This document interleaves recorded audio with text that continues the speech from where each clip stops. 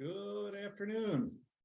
Today is March 19th, 2023. My name is Stephen Herwire. I'm the owner of Herwire Financial Plans with Direction.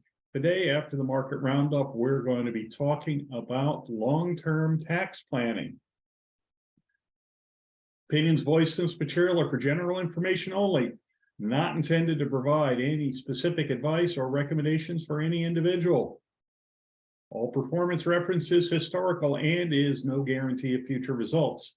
All indices are unmanaged and may not be invested in directly. All data is believed to be from reliable sources. However, no representation is made as to its completeness or accuracy. None of this is to be construed as tax or legal advice. Consult your advisor prior to taking any action. As of last night, the Dow Jones Industrial Average closed at 33,535.91. Year-to-date, it's up just a shy of 1%. S&P 500 closed at 4,197.84. Year-to-date, it is up 9.33%. NASDAQ 100, 13,834.855. Year-to-date, it is up 27.87%. Gold closed at $1,957.06 per ounce. Year-to-date, it is up a little over 7.33%. Bitcoin index closed at 26,736.69. Year-to-date, it is up 61.44%. US dollar index closed at 103.52. Year-to-date, it is up about 0.03%. 10-year Treasury closed at 3.65%. Year-to-date, it is down about 0.25% from where it started at 3.88%. And finally, the S&P Aggregate Bond Index closed at 199.66. Year-to-date, it is up 2.32%. I'd like to start with a quote from Judge Learned Hand in the tax case Helvering versus Gregory, 1934. Anyone may arrange his affairs so that his taxes shall be as low as possible. He is not bound to choose that pattern which best pays the treasury. There's not even a patriotic duty to increase one's taxes. Over and over again, the courts have said there is nothing sinister in so arranging affairs as to keep taxes as low as possible. Everyone does it, rich and poor alike, and all do right, for nobody owes and public duty to pay more than the law demands. Key thing here is, as long as you are staying within the bounds of the law and the tax code, it is not cheating. Taking the time to learn the rules can help minimize the amount of tax you pay, or hiring people who do take the time to learn the rules. It's just smart financial planning. Tax planning, what is it? Tax planning is where, as a part of a financial plan, one tries to lessen the impact of taxes over a lifetime, not just 1 year. It is not tax advice. When we're doing tax planning, observations are made, and changes may be made in consultation with a tax professional. If you're working with me, signing off by whoever's preparing your taxes is non-negotiable. Tax planning, how does it help? As part of a financial plan, tax planning is an important component. Making money is important, but it is said it's not what you make, it's what you keep. Tax planning may help you keep more. There are many potential train wrecks on the path of one's financial life. Tax planning may spot and mitigate some of these pitfalls. One of the pitfalls we're going to talk about today is the widow's penalty. Okay, John and Jane Doe were happily retired and enjoying their retirement at age 75 last year. Both were drawing Social Security and they were on Medicare, and they had a generous pension. They had about $500,000 in IRAs as of the end of the year and $500,000 in investment accounts. Their income in 2022 is $245,000. In December 2022, at age 75, John suddenly dies. Now this, no doubt about it, it's a tragedy. Not only is the emotional tragedy horrific, but there are financial consequences as well. In 2022, the married couple were in the 24% marginal tax bracket. Okay, there's 4 financial consequences that immediately come to mind to me, not necessarily everybody. We're going to talk about each and every one of them. First, this is something many people may know, but many people may not know. When you're married and you're drawing 2 Social Security checks, when one of you dies, the smaller check disappears with them. So John, in this hypothetical case, was drawing about $4,000 a month, which is pretty close to the maximum amount you could draw. Jane's drawing $1,250 a month.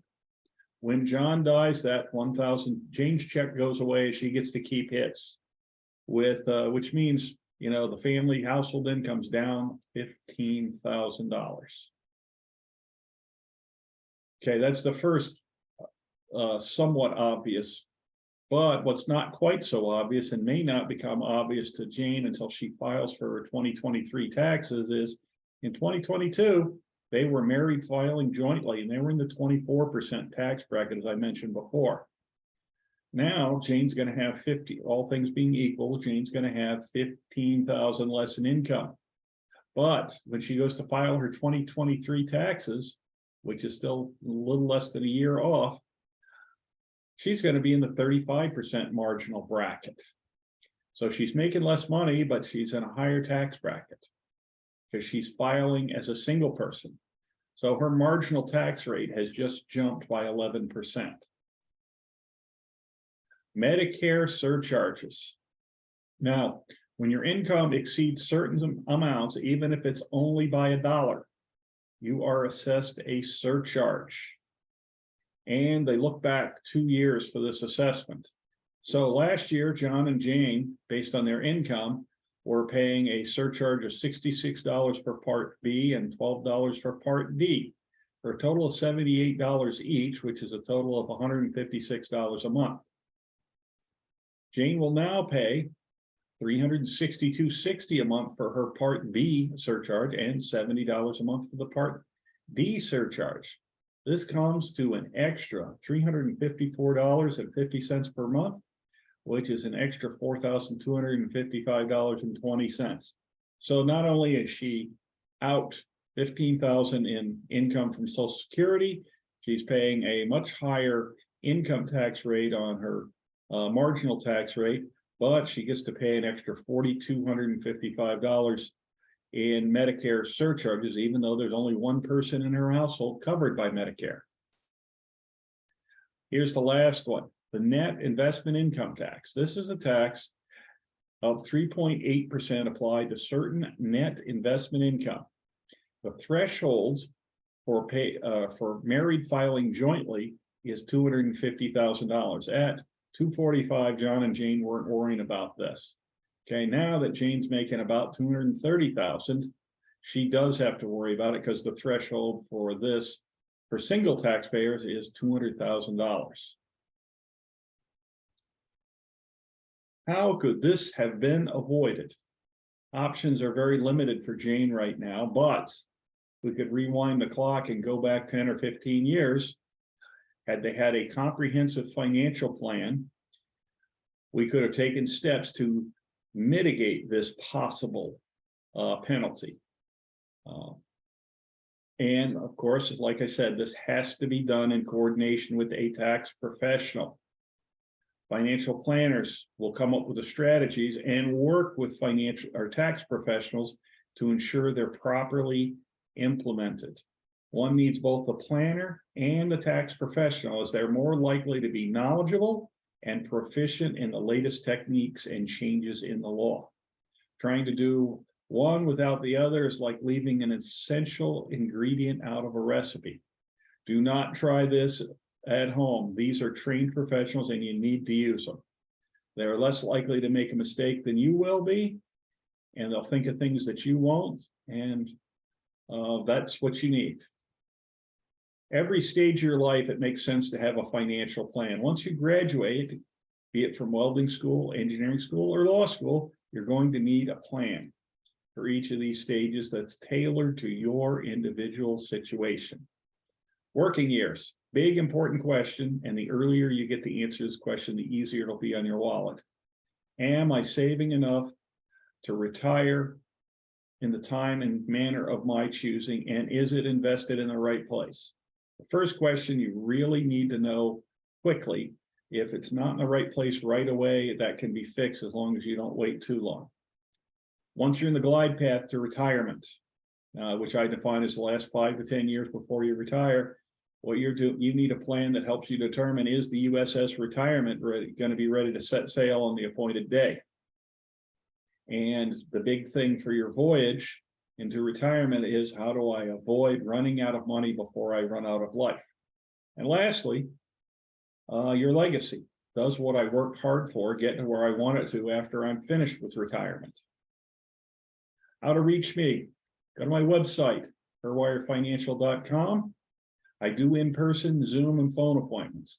I am licensed and registered across several states and can easily add states if there is a need. If you'd like to schedule an appointment, you can click on that schedule appointment button in the upper right-hand corner of my website. And if you want to see more videos like this, go 2 buttons over to that red button, the YouTube button, and you can see more there. Please like and subscribe. If you want more information, you can follow me on Facebook, LinkedIn, or Twitter.